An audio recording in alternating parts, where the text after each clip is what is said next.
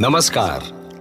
मैं हूं आपका कथावाचक नीतीश भारद्वाज और रामायण की इस पावन सभा में आप सभी का अभिवादन करता हूं। शूर्पणखा के अपमान से क्रोध में तिलमिलाता हुआ रावण लंका से निकल पड़ा, परंतु कोई नहीं जानता था कि वो गया कहां है। रावण सीधा पहुंचा उसके मामा मारीच के पास।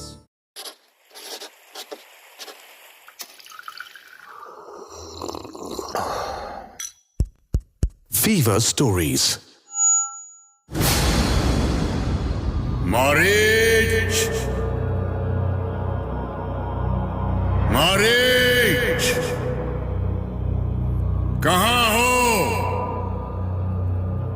मारीच, छुपने का प्रयास करके अपनी मृत्यु को आमंत्रित मत करो। मारीच, हमारे पास अधिक समय नहीं है।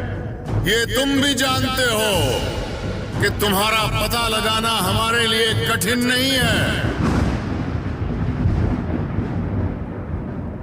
लंकेश रावण मामा मारीच को लगातार चुनौती देता रहा। मारीच के होश उड़ गए। मृत्यु साक्षात उसके सामने खड़ी थी। मारीच कोई निर्णय नहीं ले पा रहा था कि वो लंकेश के क्रोध के सामने ना आए तो जाए कहां, और फिर उसे लंकेश के सामने आना ही पड़ा। मुझे क्षमा करें महाराज, क्षमा करें लंकेश, क्षमा करें। क्या हमारे धैर्य की परीक्षा ले रहा था तू? हैं, हमसे छल करने चला था? नहीं लंकेश, नहीं। मुझ में इतनी बुद्धि कहां जो मैं आपके साथ छल कर सकूं। तो तेरा ये दुस्साहस? मैं जानता हूं महाराज। आप मुझे आदेश दें, क्या करना है मुझे? हमने तुझे सिद्धाश्रम भेजा था, तू यहाँ क्यों आया? श्री राम ने भ्राता सुबाहु का वध कर दिया था। माँ ताड़का भी उनके हाथों मारी गई थी। मेरा कोई सहारा नहीं रहा महाराज। अब आप बताइए कि आप किस बात को लेकर चिंतित हैं और आपने मेरे पास आने का कष्ट क्यों किया?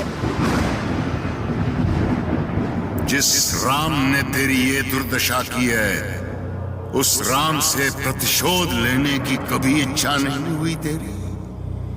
जिसने तेरी माता और भ्राता का वध किया है, उसे जीवित कैसे छोड़ दिया तूने? क्या तेरी आत्मा मृत हो गई है?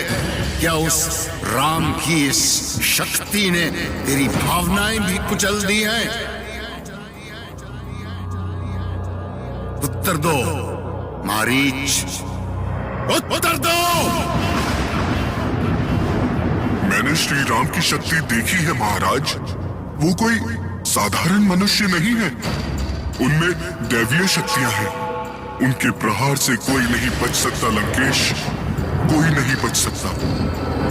हम यहाँ तुम्हारा प्रलाप सुनने नहीं आए। तुम्हें जो कहना था कह लिया। अब जो हम कह रहे हैं सुनो। हाँ, पर हम राम से प्रतिशोध लेंगे। ऐसा अनर्थ ना करे लंकेश। अनर्थ तो उस राम ने किया है, उसके भ्राता लक्ष्मण ने किया है, उसकी पत्नी सीता ने किया है। उन्होंने ऐसा क्या किया है महाराज? मेरी बहन शूर्पणखा की मानहानि की है उसने। उसकी प्रतिष्ठा पर कुठार आघात किया है राम और लक्ष्मण ने। तो मैं क्या कर सकता हूँ? तुझे मेरे साथ चलना होगा। भले ही आप मेरा वध कर दें, पर मैं श्री राम के सम्मुख नहीं जा सकता। वो साक्षात ईश्वर हैं। मैं आपसे विनती करता हूँ कि आप उनके सामने ना जाएं। मुझे परामर्श देने का दुस्साहस मत करो मारीच। तुम इसका परिणाम जानते हो। अब तुम वही करोगे जो मैं कहूंगा। रावण का आदेश सुनकर मारीच कांपने लगा। वो जान गया था कि रावण का विरोध तो दूर, उसे समझाना भी व्यर्थ है। अब रावण वही करेगा जो कि उसने ठान रखी है।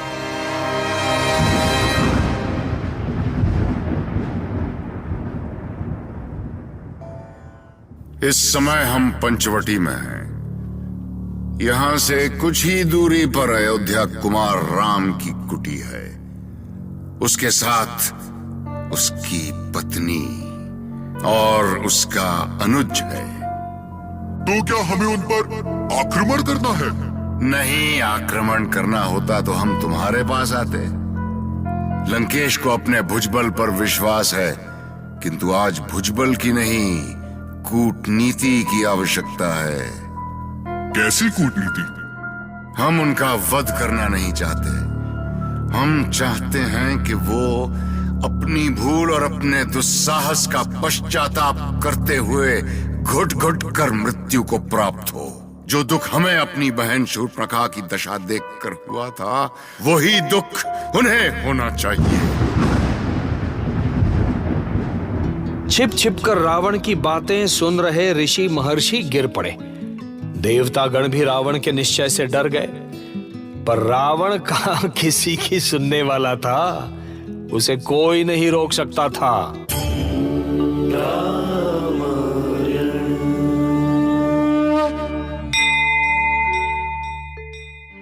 ऐसी और कहानियां सुनने के लिए सब्सक्राइब करिए फीवर स्टोरीज, कहानियां ऐसी जो दिखाई दे।